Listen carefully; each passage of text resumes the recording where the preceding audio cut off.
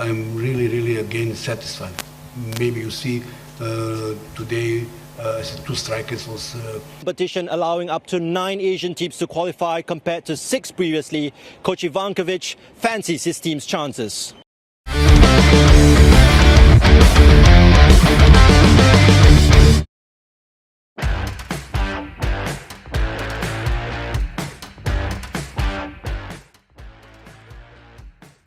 Tim bagian logistik Timnas Cina dikabarkan telah tiba di Indonesia meski duel di putaran ketiga kualifikasi Piala Dunia 2026 masih bulan depan.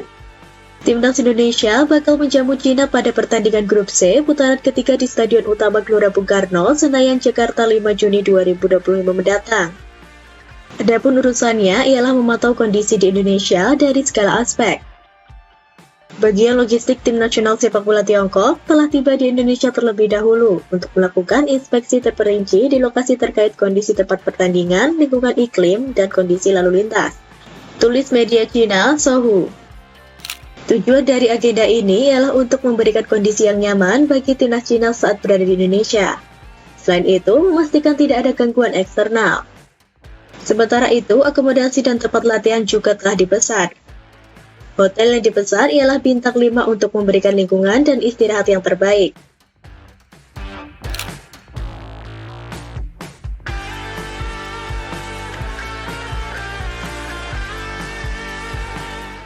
Tak hanya itu, kondisi rumput GBK dipastikan optimal.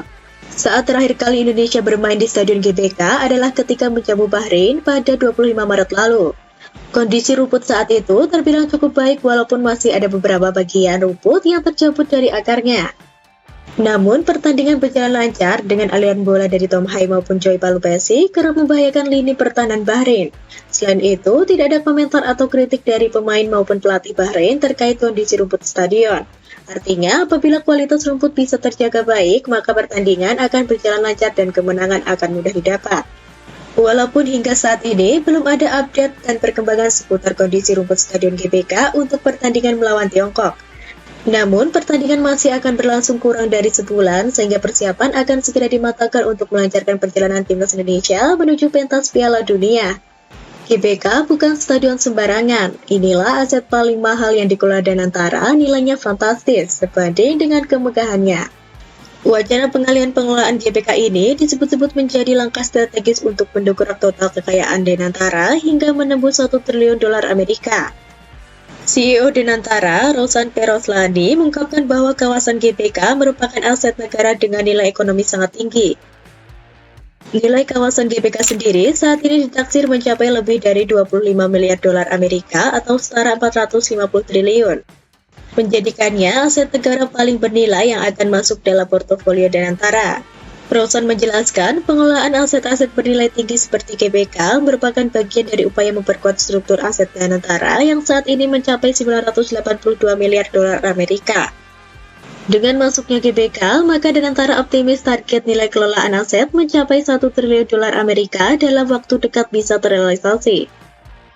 Wacana pengalihan pengelolaan kawasan GBK ke Danantara disebut sebagai arahan langsung dari Presiden Prabowo Subianto. Namun, realisasi kebijakan tersebut dipastikan tidak bisa dilakukan dalam waktu singkat.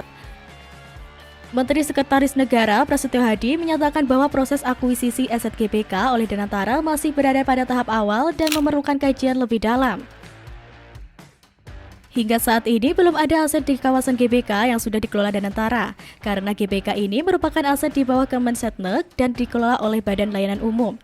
Maka proses pengalihan tentu berbeda dengan pengalihan aset-aset milik BUMN. Ia menegaskan bahwa meskipun ada arahan untuk mengalihkan pengelolaan ke Danantara, tetap harus ada mekanisme dan tahapan hukum yang dilalui agar tidak menyalahi aturan tata kelola aset negara. Kompleksitas hukum dan status BLU yang melekat pada pengelolaan GBK saat ini menjadi tantangan tersendiri dalam proses akuisisi.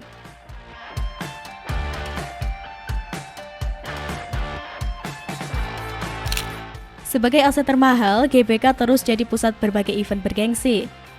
Kini, Stadion Kebanggaan Indonesia itu bersiap menyambut laga krusial dan PSSI pun mulai bocorkan penjualan tiket lawan Cina. Laga ini bakal jadi pertandingan terakhir skuad Garuda di kandang sendiri selama ronde ketiga. Tentu minat publik bakal sangat besar untuk berburu tiket laga ini. Apalagi pertandingan lawan Cina jadi salah satu penentu nasib skuad Garuda lolos ke Piala Dunia 2026. PSSI sudah memberi kode kapan tiket bakal dijual ke publik. Anggota Komite Eksekutif PSSI Arya Sinulinga buka suara soal isu penjualan tiket. Pihaknya meminta publik untuk segera membuat akun Garuda ID. Akun tersebut merupakan syarat utama sebelum mengakses penjualan tiket Timnas Indonesia.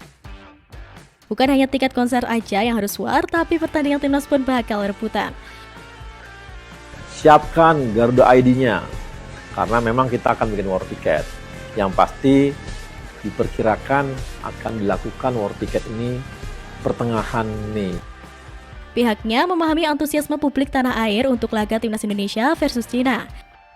Untuk itu, Arya mengimbau publik untuk mempersiapkan diri sebelum berburu tiket pertandingan. Selain itu, pihaknya juga mengimbau agar publik menyiapkan seluruh syarat yang dibutuhkan sebelum membeli tiket secara daring.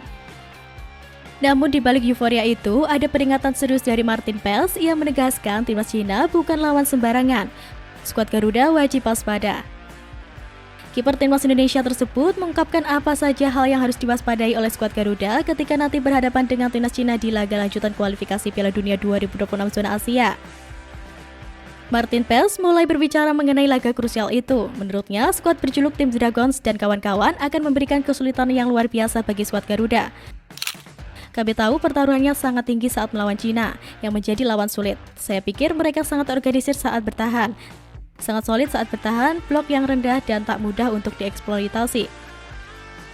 Skuad Garuda menyerah dengan skor 1-2 saat bertandang ke markas Timnas Cina Oktober tahun lalu. Martin Pels paham betul sakitnya kekalahan itu karena ia menjadi starter saat itu. Ia pun menyebut satu hal lain yang menjadi kekuatan Timnas Cina.